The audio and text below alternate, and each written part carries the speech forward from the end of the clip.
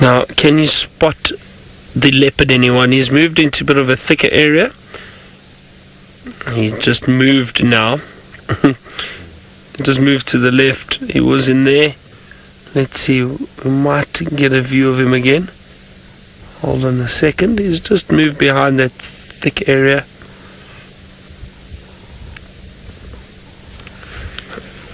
He's really giving us a bit of a run around at the moment.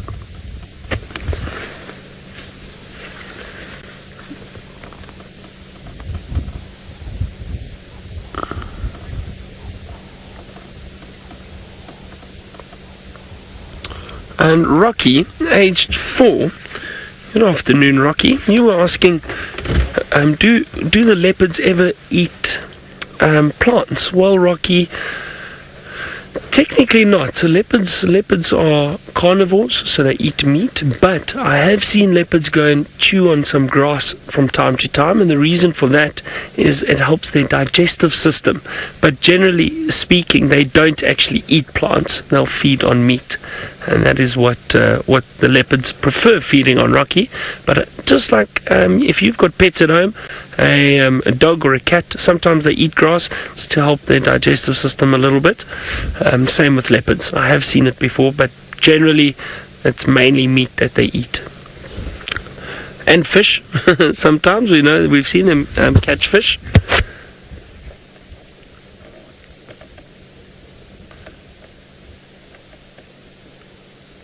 I'm just looking. Can you still see him, Seb? Let me reposition. Hold on a second.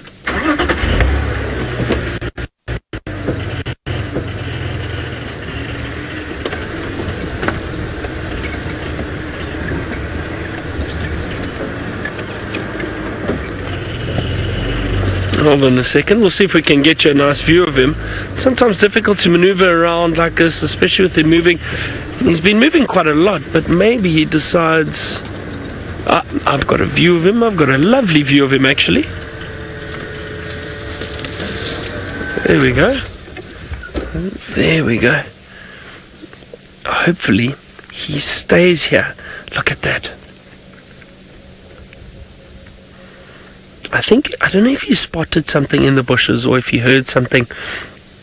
He's been watching that direction quite intently.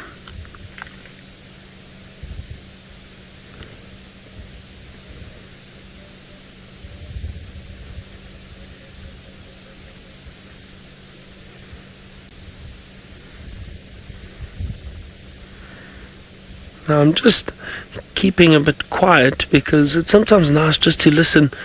Maybe we hear something in the bushes ahead. It's also nice to hear some of the birds calling around us. There's an emerald spotted wood dove.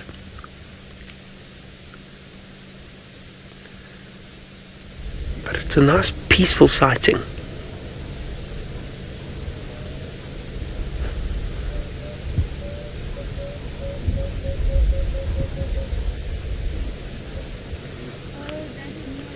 And look at the beautiful rosettes. The pattern on the leopard, known as rosettes.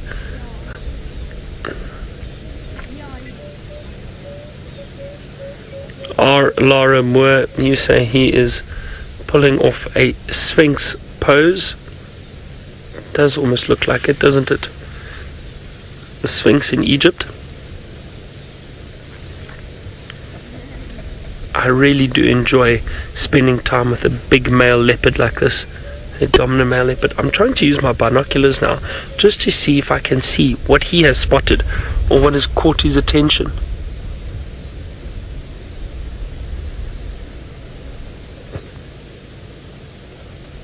I cannot see anything. It is so thick through there. Now, what I don't understand is he actually came from that direction. So surely if he walked past there he would have seen whatever it is that's caught his attention now. But watch him, look at him. What has he spotted? Oh, this is very interesting. I wonder what it is. But you see, that's almost a stalking pose that he's taken up there now. He's sitting, but he's very curious about what is in front of him or in those bushes there.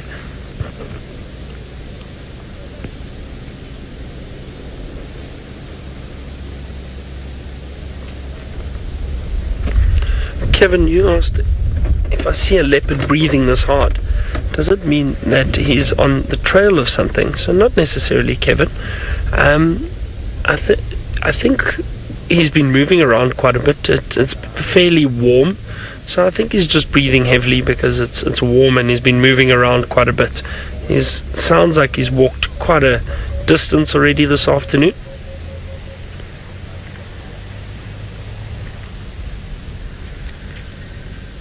Just shows you how opportunistic these animals are. They'll move around during the day regardless of the temperature at times. Let's just see, look at the head dropping, those shoulders raised slightly.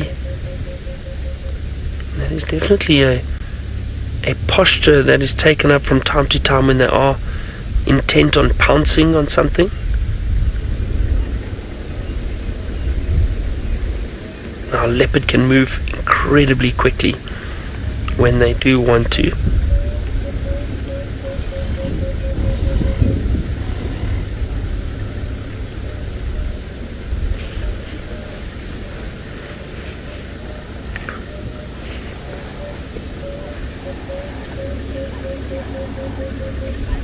Mauricia, now you're asking about what is the bird that we keep hearing in the background. Now, is it that something like that? That's the emerald spotted wood dove, Mauricia. I think that's what you can hear.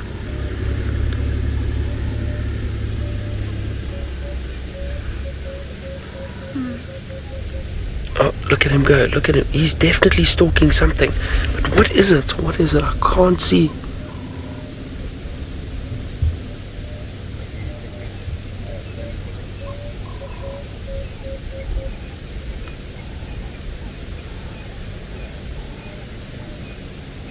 That's very interesting. I can't see anything. I can't see what is fixed on there.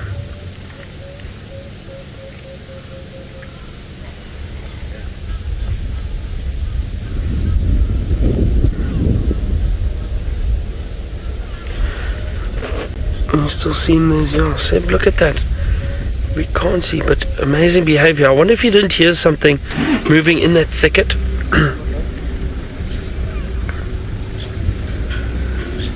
Take care. The leopards definitely have incredible eyesight, but their hearing is also very, very good. I'm just trying to have a look. Now, the other day we were in this area. Sorry, take care. I'll get back to your question now. But the other day we were in this area. I mean, there's a lot of scrub hair and that, excuse me, that are around and hiding in these thicker areas, and these shrubs in between the grasses. So I wonder if he didn't perhaps. All we need is for him to pose for us over there. Maybe he'll sit on this mound. That would be wonderful.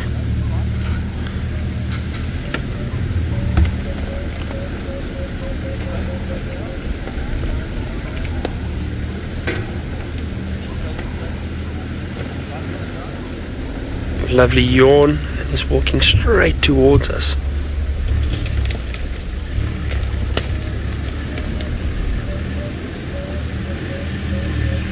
Here's a beautiful male. Now, take care. His eyesight is very good, but their sense of hearing is also good. I think their eyesight would be slightly better than their hearing. It's difficult to say. Now, he's going to be moving behind us. As he does that, we'll reposition. He's going back onto the road. That's nice for us. At least it makes it a bit easier for us to follow him. Alright, he's going to disappear behind us. I'll reposition quickly. Thanks, Seb. Well done. That was awesome. Hey, what a lovely sighting. This is so great.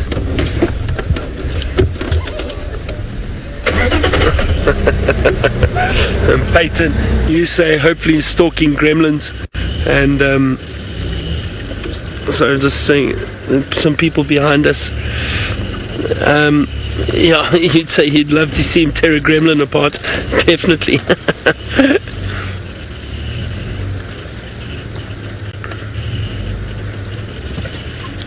He's on the road in front of us.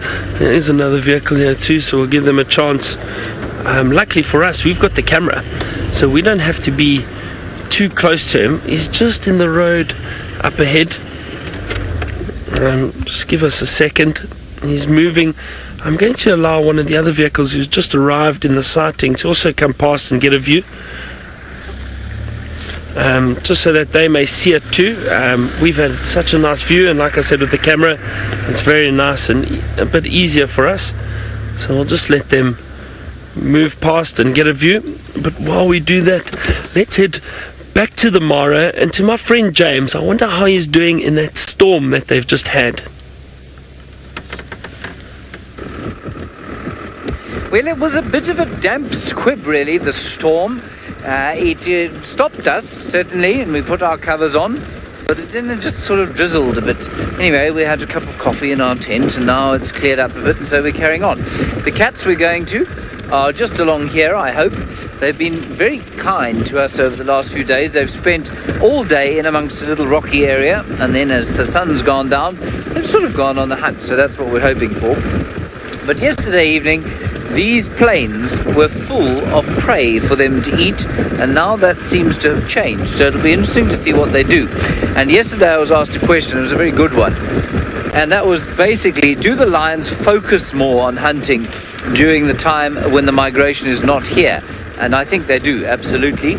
And I think now these lions, which I don't think have eaten for 2 or 3 days, probably get up and have to think quite a lot more carefully about what it is that they're going to do and hunt this evening. Anyway, we'll see what happens.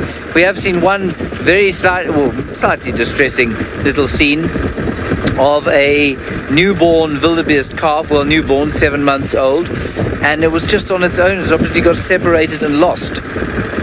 I'm afraid, Phoebe, I didn't hear your question. Can we have it again, Alice?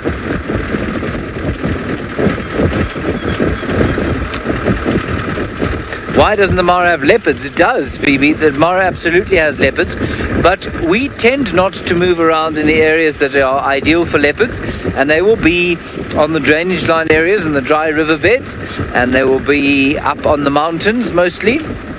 And very seldom, I mean, I've seen at least 3, I've seen a leopard actually right around here. I've seen 3 or 4 young wildebeest hanging from trees, which tells me that there are leopards in the plains regardless, but they will live in the luggers. And it's interesting, most of the roads of the area actually don't go along the drainage line areas. They tend to sort of cut through the grasslands because those are more sensitive areas, or at least less sensitive areas, and they're much easier to maintain from a road management point of view. So that's the story there, but there absolutely are leopards here. Do they occur in the same density as Tingana and his ilk? I think probably not. So let's head straight back to Tingana. Byron is sitting with him now, and I'm sure you're almost relieved that there has been a small season break in the birding saga. We have got another view of Tingana again. Let's move through this drainage line. Watch scent marking. Now these leopards, big dominant male like this, will scent mark quite or fairly regularly. Listen. Oh, do you hear that territorial roar? Wonderful. I haven't had that live on camera. That was wonderful. Did you get that, everyone? It was just that. Oh, there's some Nyala running off. Yeah, it looked like a Nyala. Do you hear that wonderful roar? That I don't do it very well. Not as well as he does it.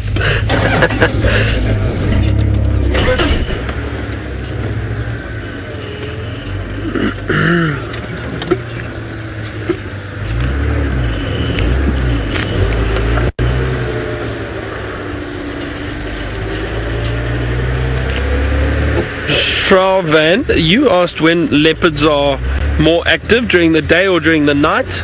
Well, to be honest, mainly nocturnal, or mainly at night. Let's just see if I can get a view here quickly. I don't know where he went. He walked down that way. I'm just going to stick around here for a second, just see if we get some movement. It's very thick. We can't get through here anyway, through this drainage line. But there is a road on the other side, not too far. Maybe he comes out there. One of the other vehicles drove around. So we'll stick around here and just see if he turns and comes back. Traman, leopards are generally nocturnal. They mainly move around at night. However, they do move around during the day too, and a lot of people are unaware of that. They think they only move at night, but just as it shows, and this is not the first time this male leopard's done this. The other day too, 3 o'clock in the afternoon, we found him moving around in this area. So they do move around a lot during the day. You can hear the guinea fowl, the Franklin's calling, alarm calling. Oh, hang on, let's go across to Scott, who's apparently got lions calling.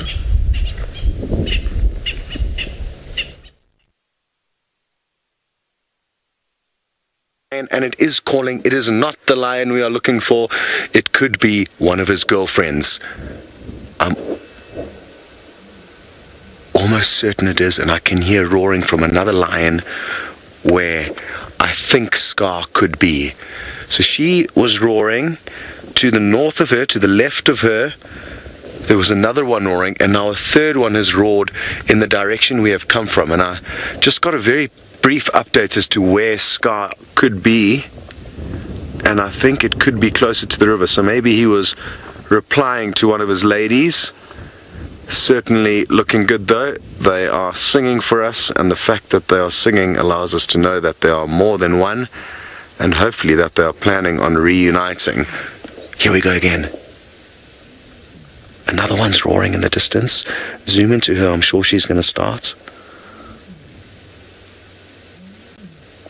You can see she's listening. I'm not sure if you can hear it. You may very faintly be able to hear the call of a lion. I think there's 2 or 3 lionesses that hang around in this general area, and maybe it's just the 3 of them trying to reunite.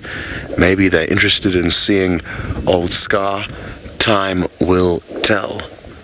Now, this is one of the areas where we cannot off-road, so we cannot get closer to her than this for now, but hopefully she will come to us and not head to that other lion that's just been roaring. She looks quite hungry. That's useful to know. I certainly do love watching lions attempting to capture their prey, as I'm sure a lot of you do as well. And at the moment, the likelihood of finding a lion that is not bloated is quite slim. To be honest though, most of the migratory herds haven't been moving through this area too much. Hello Roshni, you'd like to know if Scar is the only male within this area, or does he have a coalition that he is a part of? And he is part of a coalition of, I'm told, 3 males. I think they are called the Musketeers, so it can be a little bit confusing that there's a coalition of male lions called the Musketeers, as well as the fact that there's a coalition of 5 male cheetahs called the Musketeers.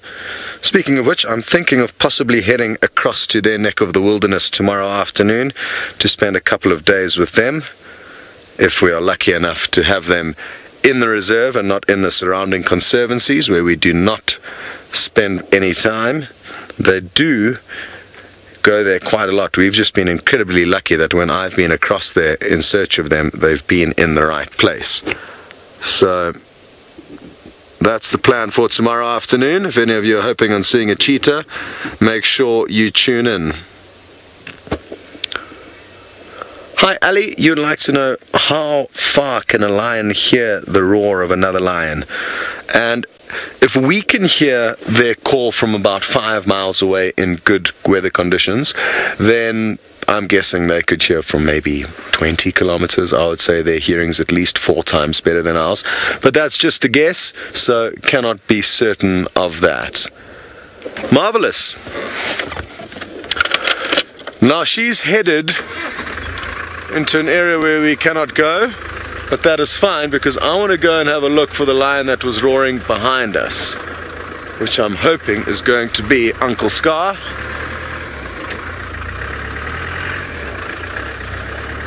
Okay, so shame, I'm told Byron managed, or Mvula rather, managed to dodge Byron, but he is still hot on the trail trying to get you some more views of him, so why don't you go and see how it's going.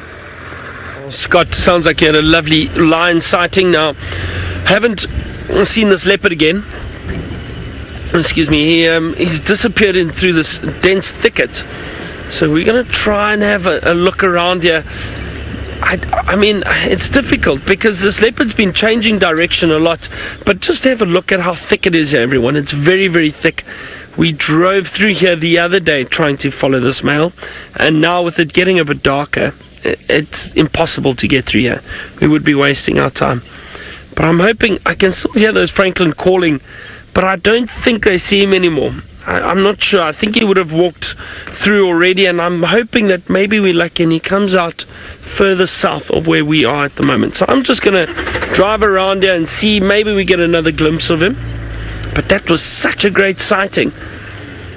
It's always, I think, I always say it, but we're so lucky to be able to follow a big male leopard like this and see him moving around.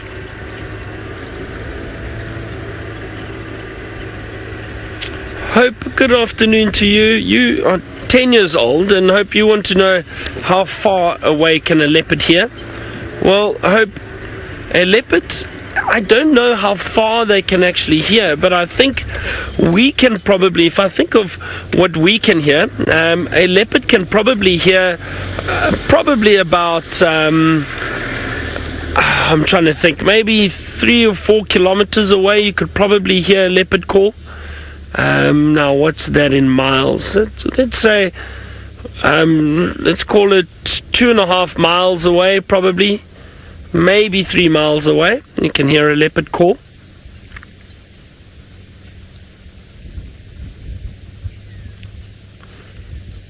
I can hear an owl actually. Let's see if I can find it. Now if we can hear a leopard call at that distance, I'm sure other leopards would be able to hear it even further away. So, but I don't know. I hope it's difficult. I don't think we really know how far it can be heard. But I would say, yeah, I think 4 kilometers. It's about 1.6 miles, 2 miles maybe.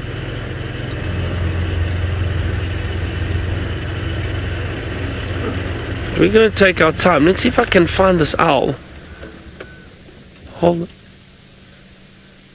Hold on, I can hear it. Oh, if I spot the owl.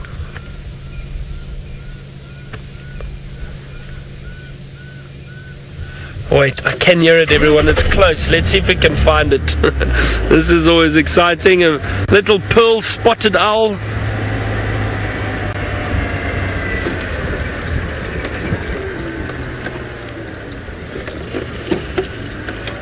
Let's stop here for a second and see.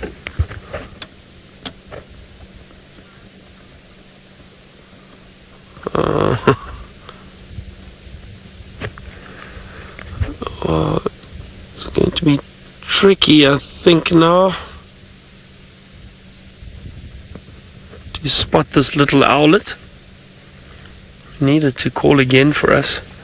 I'm sure it would have been on one of these trees. But what a beautiful view. The colors in the sky, that pink and purple and blue.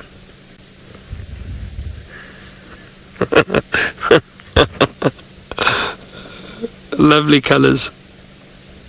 Where's this little owlet?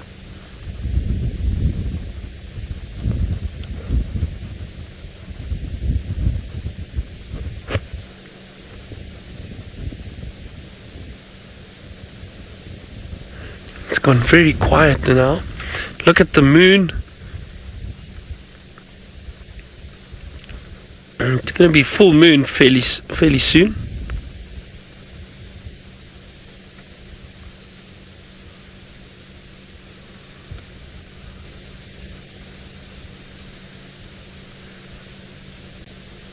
Now the owl has decided to go completely quiet. I'm also, you know what the nice thing is I'm waiting here to see if that leopard pops out again. So sometimes we will stop and listen for birds or try to look at birds, but we're also looking and listening for little birds like these owls. We also stopping and looking for the animals like the leopard or lion or whatever it might be.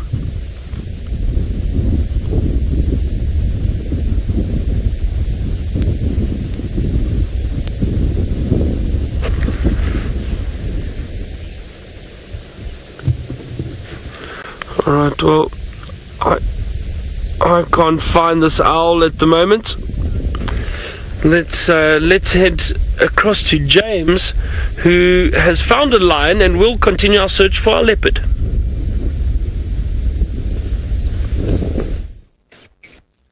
We have found the lions. There they are, sitting in amongst the rocks, as predicted they would be. This one, well, I wouldn't say caught in the most elegant pose.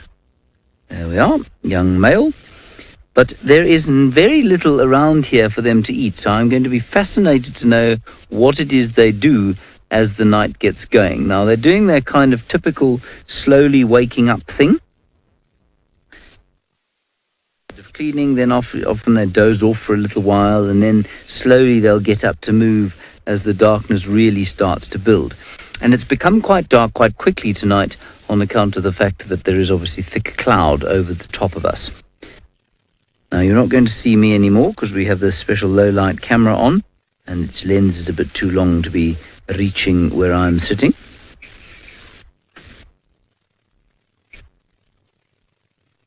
Ecula, you're wondering if thunder and lightning will come. Well, yes, it could. Certainly last night it came. There was much thundering, there was much lightninging, there was very little rain, though.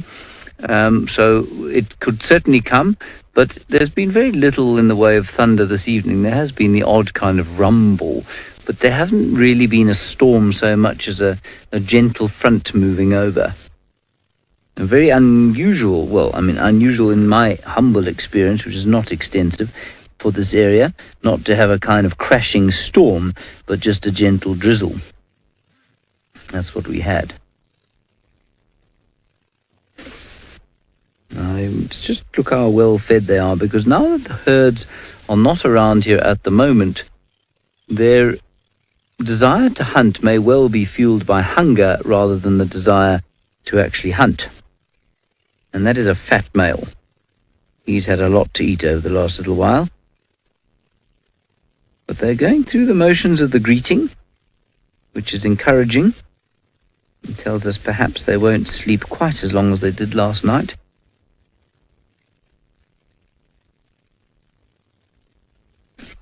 Roshni, you want to know which of the big cats is my favourite? Roshni, I don't have a particularly original answer to that. I'm afraid it is the leopard. I really enjoy leopards, especially on foot, because they are, I don't know, they just give me the impression of intelligence. Like when I look down the eyes of a lion, I see nothing but blankness. And when I look into the eyes of a leopard, I feel like I'm sort of having my soul read, if you know what I mean. And that's especially the case if you're on foot. Lions just don't give me the same impression. Obviously, I love them all. They're all wonderful creatures, and I appreciate every second that I spend with all of them. But my favorite would have to be the leopard. And my favorite leopard at the moment, it does change from time to time, is Shongile, and I haven't seen her for a very long time, and I'm hoping or looking forward to seeing her again. Craig, there's a bit of action up front there. Is that the big male? What's going on there?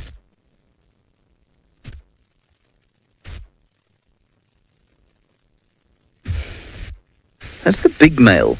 Now, I think this is a really interesting thing, because this big male here is, well, I don't know if it's related, or if he's the father of that one, or if they've just set up a little coalition together.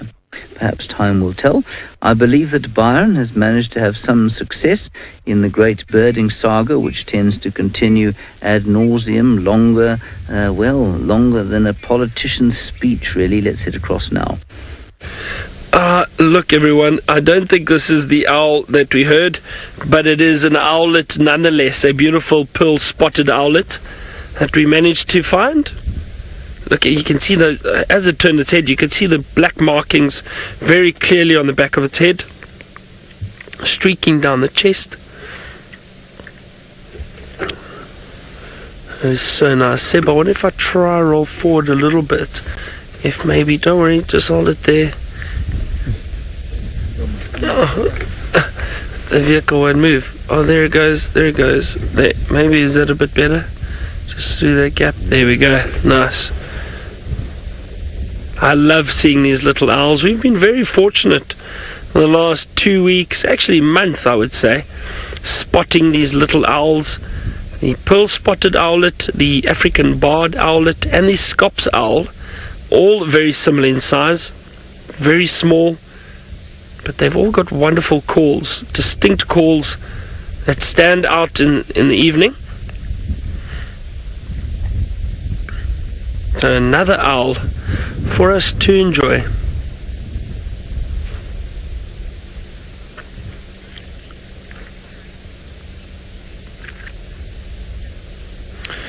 And Natalie, you asked what is the biggest prey that this owl could catch. Now Natalie, it will probably be another bird of sorts. Let me see if there's, sometimes in the books or the apps, they will put a range of food that they've seen these owls feeding on. It may have been once, not something that they feed on regularly, but let's see if they've got something. Yeah, so birds and rodents, lizards, snakes, bats. Interesting diet for these little owls, but I would say probably a rodent or a bird is probably the largest type of prey that it would go for.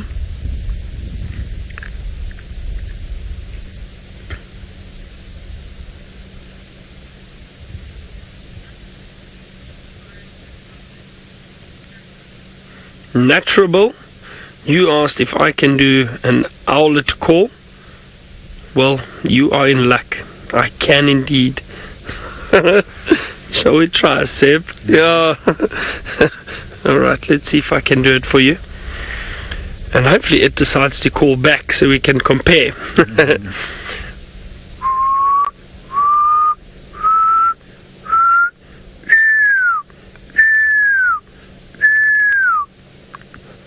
Looking, yeah. Yeah, do you see that?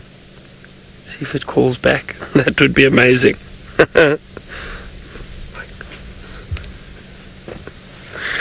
That's the pearl-spotted owlet call at whistle.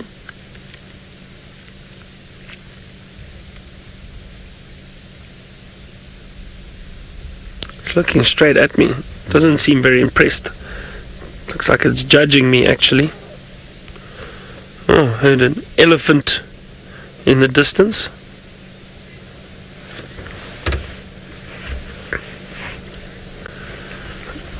Angeline, you asked what is my favorite owl. It would have to be that little Scops owl, I think. Beautiful little owl, and we always hear them at night. Although, but the giant eagle owl is beautiful. The spotted eagle owl is great. Actually hear the spotted eagle owls in Johannesburg. See them often near our house, believe it or not, just outside of the city. Yeah, these little pearl-spotted owlets, the barred owlet, I don't know.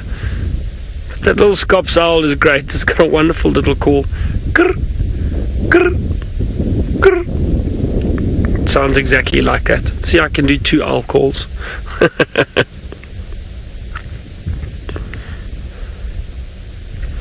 I also stopped down here, just looking out for that leopard. Maybe it pops out and we see it before it crosses. It was heading south, that male leopard, so maybe we're lucky. Gulrez, you asked if all owls hover when hunting. As far as I know, they don't. Owls will fly and basically dive bomb, if I can put it that way. They'll dive bomb and catch their prey. They don't hover.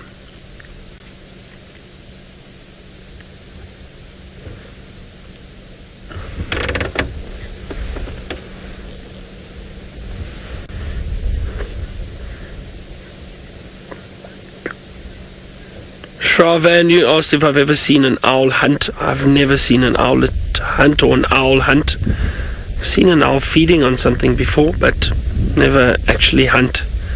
There was some francolin running under the tree, and that owl took a little look.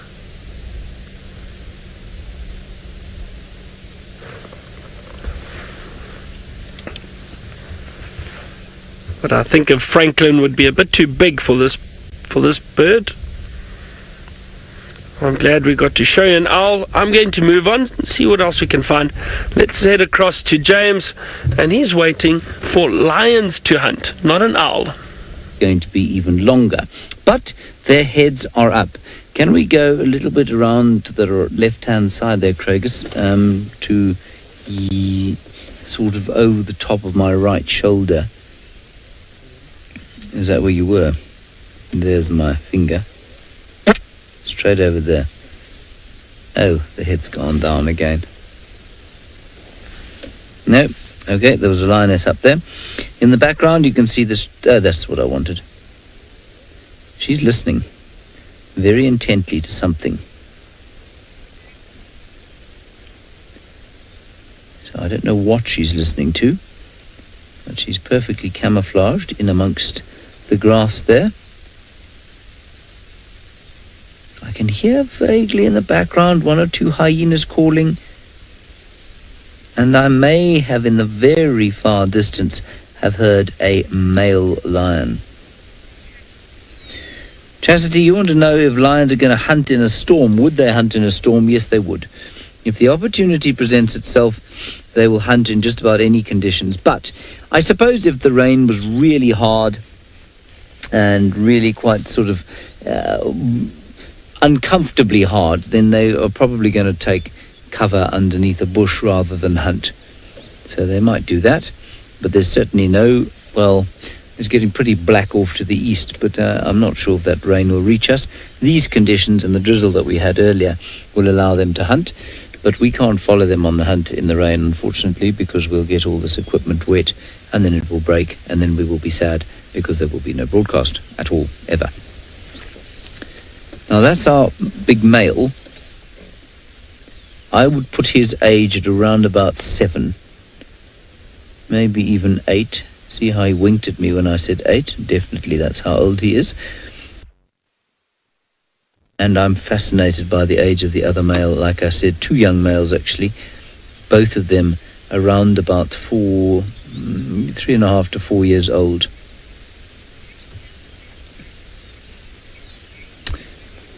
Kimberly, you're wondering if the young male lions have to feed every day, if they have to eat every day. And Kimberly, the answer is no, absolutely not. These guys are still going to grow, but they're not sort of like ravenous human teenagers who will eat their parents out of house and home. But certainly they do need to eat probably more than the lionesses do and more than a big male does. But they are. I mean, they don't have to eat every day. Certainly during them, they didn't eat yesterday, and they still look very fat indeed. But life is very hard on a Sunday here. You can see that they're rather exhausted, but they're also very satisfied with how the week has gone, lying on their backs in sweet repose as the sun has disappeared and night comes, which is, of course, their time.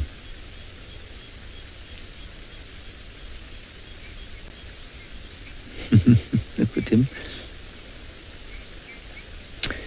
Costa V, you're wondering which big cats live longer.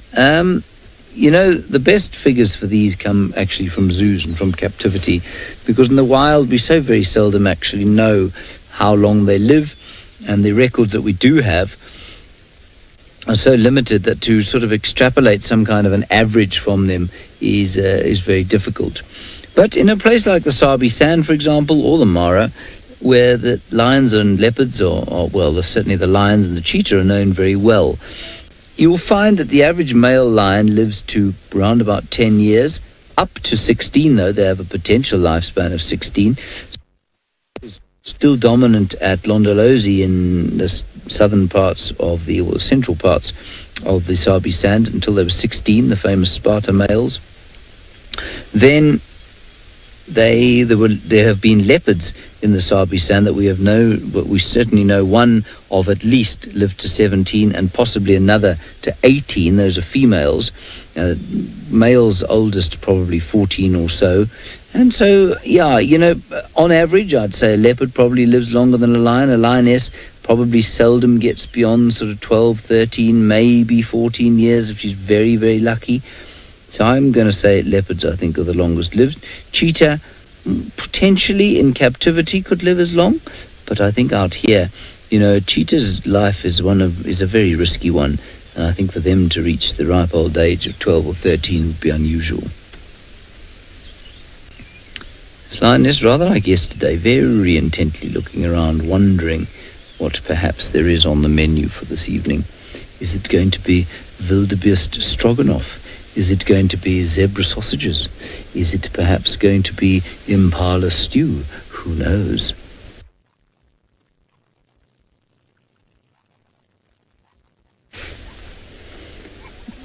And Denise, as you say, what a beautiful scene. Well, that is inescapably true. And I think I can hear a nightjar calling. I'm not sure which one it is, but it keeps going.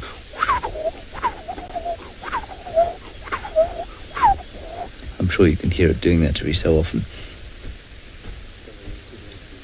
You're going to need to go into infrared. What does that mean, Craig? Okay, so do we need to link away or can we stay here? No. Right, we're going to go across to Byron. He was searching with his flash headlight thing. So we're going to put this camera into infrared, and when you see us next, we will be in black and white. No, we just got our spotlights out and we're having a look for any nocturnal animals. Maybe we have some luck tonight. We were lucky last night. We had a wonderful bush baby. And who knows, maybe some more owls. I've said to Sebastian not to worry, we are going to find honey badgers. I think I've bitten off a little more than I can chew with that promise. But who knows, maybe. Imagine we find some honey badgers now. I'd be very happy.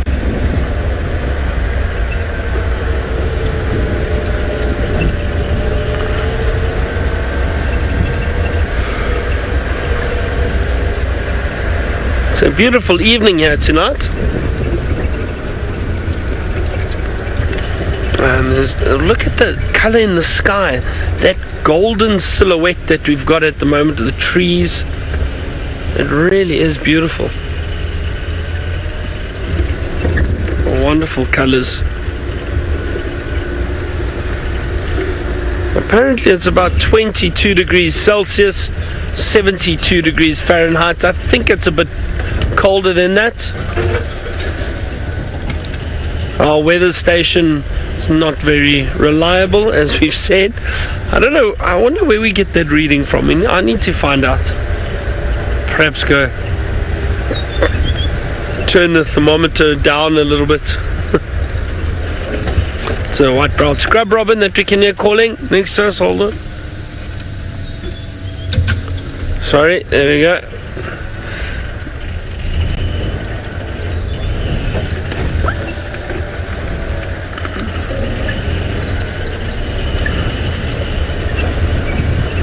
Natalie, there are not necessarily fewer chameleons, but what happens is because they are reptiles, there's not a lot of food around for them. You don't see many of them around. They do conserve the energy, so they'll go into hiding almost, in a state of almost estivation. Oh, hang on, those lions, I think that James has got it roaring. Let's go and listen to that.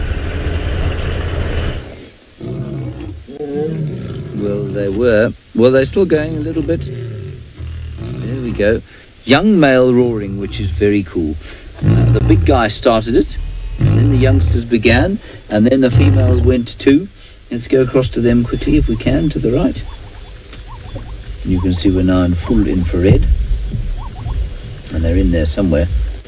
A whole bunch of them started yelling. And that's often a precursor to movement, but distressingly, it's often not a precursor to hunting.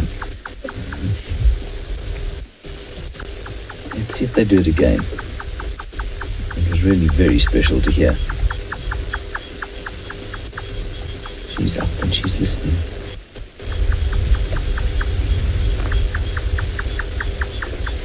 All very well fed. So we'll see a slight limp there on her front left foot. Very slight, wouldn't affect her in a hunt, but certainly you can see she is favouring the right front. Where is she going? On to the males. Now, you see, I'm watching the screen now exactly the same as you, so often I can't tell where on earth they are. I have to watch my screen.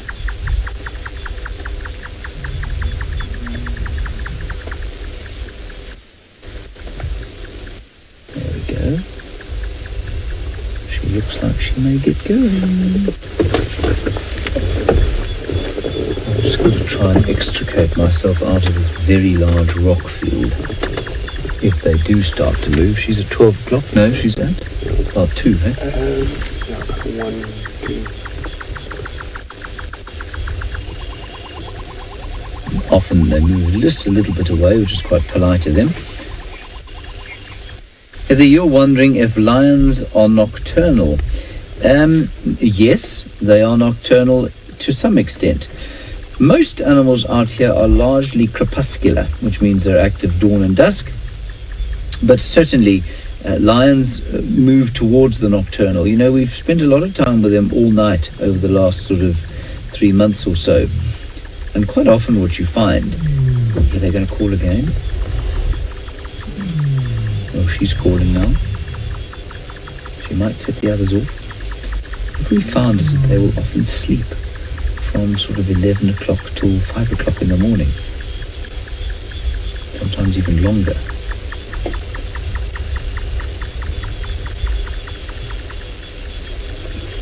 That's more a contact call than a territorial one.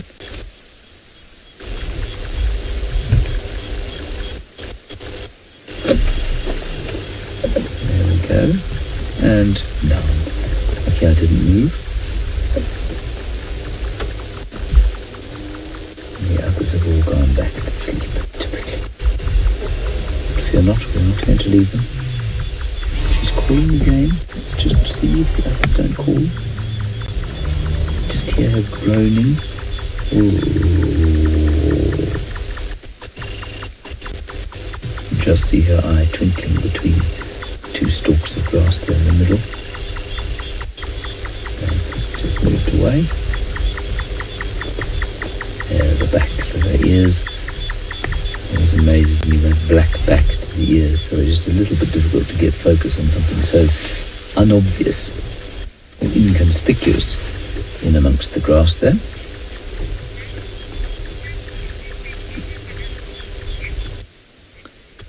Natalie, as the lightning flashes there, you say, does it make any of the animals scatty? Do you mean mad by scatty, or do you mean scared? I think it makes them afraid sometimes, definitely. I think thunder certainly makes them afraid from time to time. Does it make them mad? Does it make them run around? No, I don't think it does. I think any animal that is scared will either attempt to move away, or if it's right overhead, will attempt to find some form of cover. So they'll get under a bush or under a tree, a bit like my dad's old dog Trubshaw used to do. He used to put his nose in the corner and sit there whenever there was any thunder. And I think while these lions are certainly braver and more courageous than Trubshaw, I think they also will get nervous in a huge lightning and thunderstorm.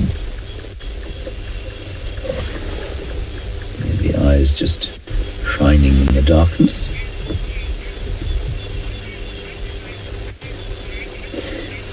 MKL, you want to know there's other lights at other safari trucks? No, they're not. They are the lights of a place called the Mara Sun, and I don't know what the other one is. So there are 2 places where you can stay as a tourist on the hill. So they're way away on the Olololo escarpment. In fact, they've just gone out. And there's obviously been a power cut. Alice, have you still got power? There's a power cut at camp as well. Luckily, we have an uninterrupted power supply system that works some of the time. Seems to be working now, which is excellent. It's interesting. Bad luck, those staying at the Mara Sun.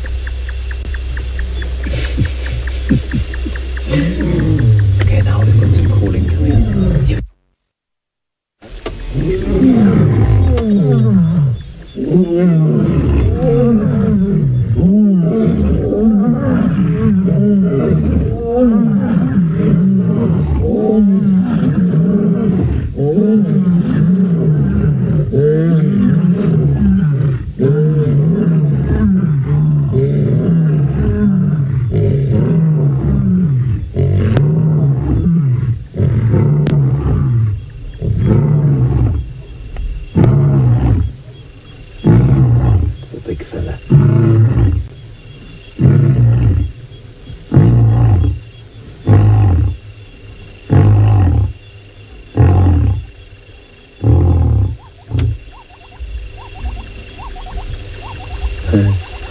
that. Craig, let's just go across the others, because he will probably not move if the others go off hunting. He will probably just lurk. There's some more lightning in the background. The generators have kicked in at the places I was talking about. Okay, we're going to have to move now. Just need to get around the top there. To move with us because of the rock field.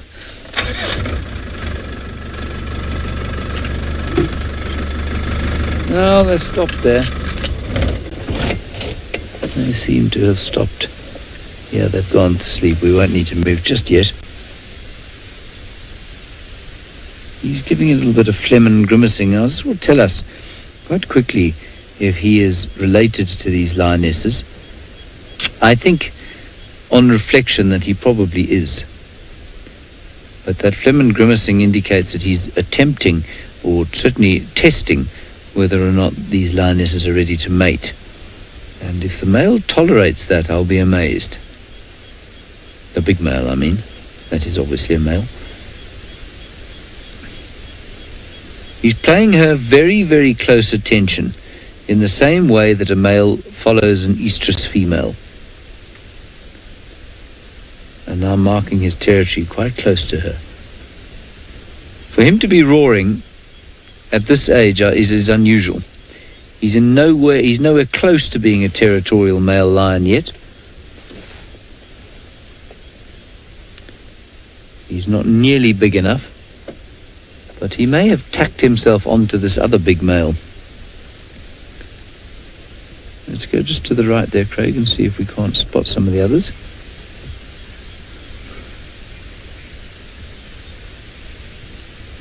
Can you see the others there, Craig? Oh, we've got one there looking there, okay. Alrighty, we're not going to move from here. We're going to wait and see what these lions do. In the meantime, we're going to go back across to Byron, who is wafting his spotlight around like Sholto.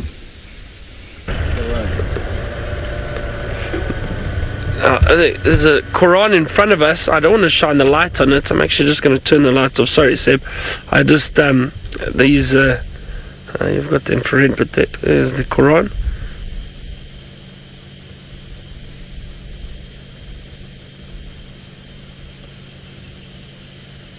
I can hear another one calling in the distance.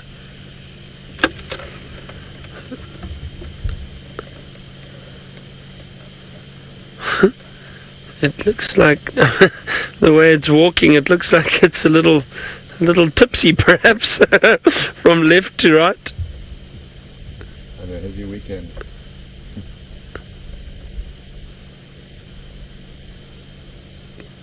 Hang on, is that no?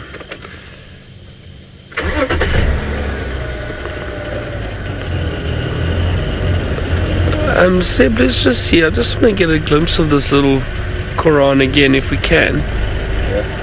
Yeah, it's just.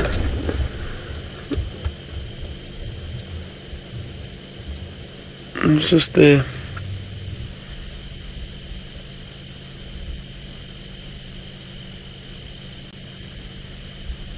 No, just wanted to double check. Sorry, it's fine, Seb. Heather, you say it looks like a mini ostrich. I suppose it does a little bit. Nice to see a Quran, red-crested Quran. We've seen a few of them, actually. We haven't seen the black-bellied bustard yet for our list. There's one that we're trying to get. I am really so excited about the bird that we did get this afternoon. The black cuckoo shrike, the female black cuckoo shrike. Beautiful bird. And that was a surprise. I didn't think we'd get one of those. I've only seen one before. I mean, they are in the area. I suppose you don't see them that often. So that was a really nice surprise. We're on 91 species of birds that we've managed to get on camera. 9 more until we reach that 100 mark. We've still got a few more days to get there, so I'm hoping so. Alright, we're going to continue using our illumination device to find animals. Let's go across to Scott, who also has his spotlight out.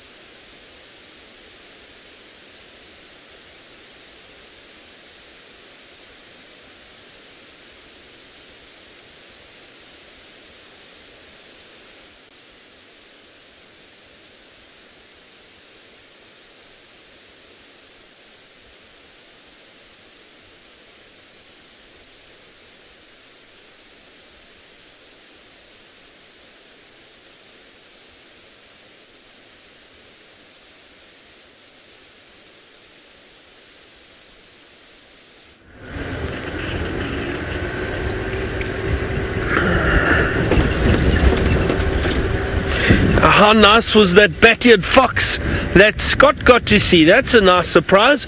Beautiful bat-eared fox. Unfortunately, apologies, he lost sound there for a second. Hopefully it'll be up again soon. But Scott's managed to spot a lot of these little creatures, the servals, bat-eared fox. Wonderful creatures that we don't really see down here. We don't see bat-eared foxes here. I've seen the bat-eared foxes up in the Kalahari. We see plenty over there, but not this area. Oh, hang on, what is that? In the grass over there? Is it looks like a jackal, perhaps? No, I lie, it's a duiker. Oh dear. I apologize, everyone. I was just joking. I was actually jealous that Scott got to see all these other little creatures. I was hoping that I found one too, but no, it's a duiker. So I don't want to shine the spotlight on the little duiker. It just looks strange. The big eyes that were shining back at us.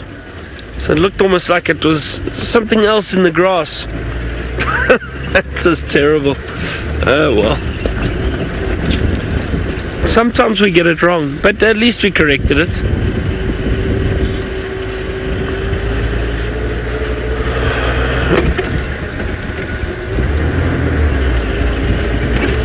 Suhaib, you asked if cats or owls have better night vision.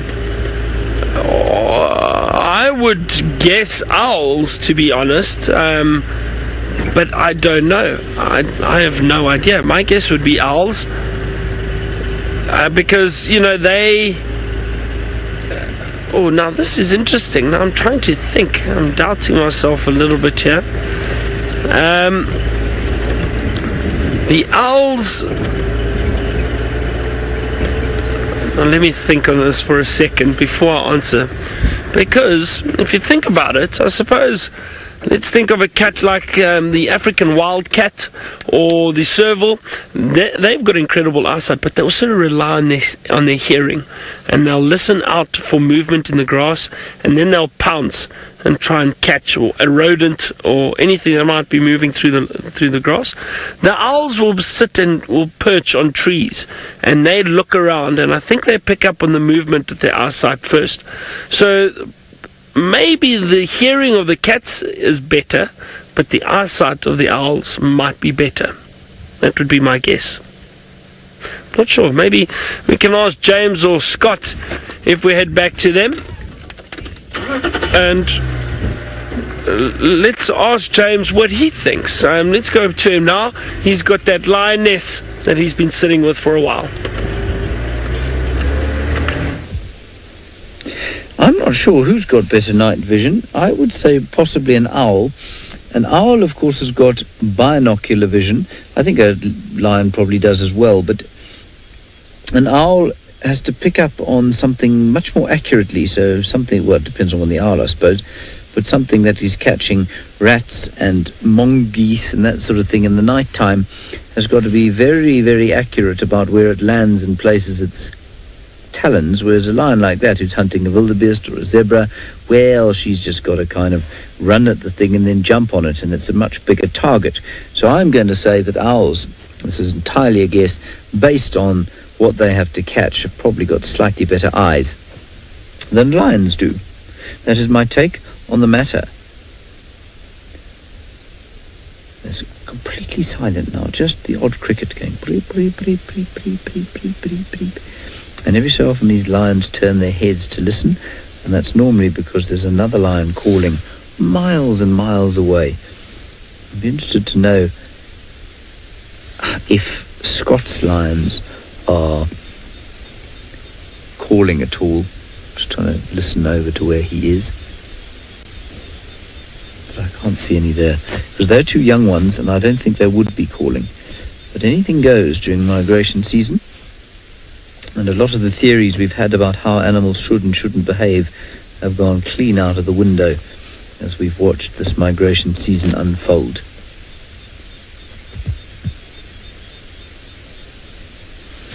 Heather, you're wondering if lions have a mating season. Heather, they don't have a mating season. Will mate any time. And what's interesting is that it pretty much goes in cycles of about 2.5 to 3 years. So a lioness will give birth to cubs. And then she will breed again in 2.5 to 3 years. She'll come into estrus. But of course, she'll come into estrus much more quickly than that if she loses those cubs. So if those cubs die, probably any time up to till they're about 2 to 2.5 years, she will almost immediately come into estrus again. So in fact, it's probably 2 to 3 years that the cycle exists. What's interesting that she will not give birth again. So most animals, of course, are capable of giving birth once, or many animals are capable of giving birth once a year. But the strain of raising and feeding a group of youngsters is enormous on lions. So unlike something like a wildebeest, for example, which weans at around about 3 or 4 months or so, and then starts eating grass almost immediately. Obviously, lions and lion cubs have to be fed until they're about 18 months to 2 years old, because they're pretty useless on the hunt before then. And so in order for her to look after them effectively, she can't have new cubs, even though physiologically there would be no problem with her having cubs. I think we're going to have some greeting. This doesn't look like an attempt to go off on the hunt just yet. She's just moving towards the males, is she, Craig? Like I say, I can't see. I'm just watching the screen, same as you. And there are the males. Greet, greet. Often a precursor to movement, often a precursor to a hunt, as I've said. But I don't know. This lot confounded me last night with their sleeping not more than 50 meters or so from a large herd of sleeping wildebeest. And down to sleep. The young male is moving out of the way.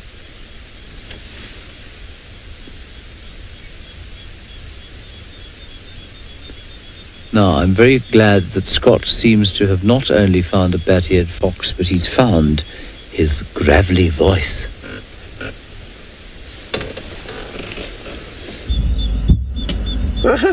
Thanks, James.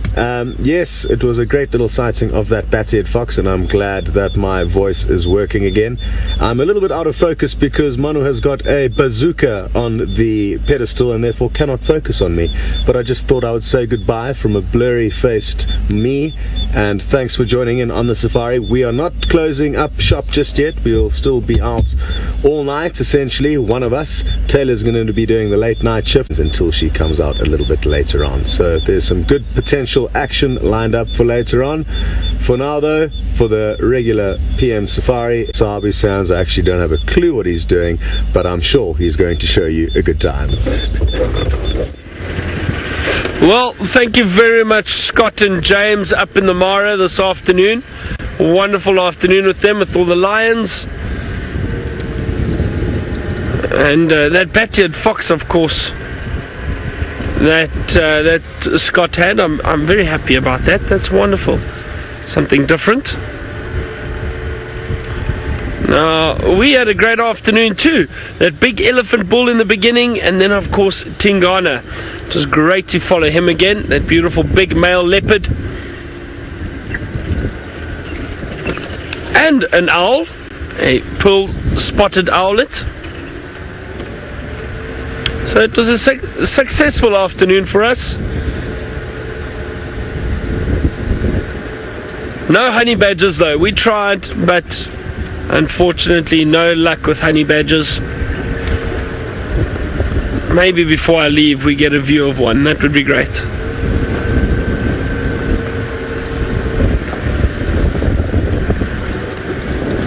And of course that black cuckoo shrike. So added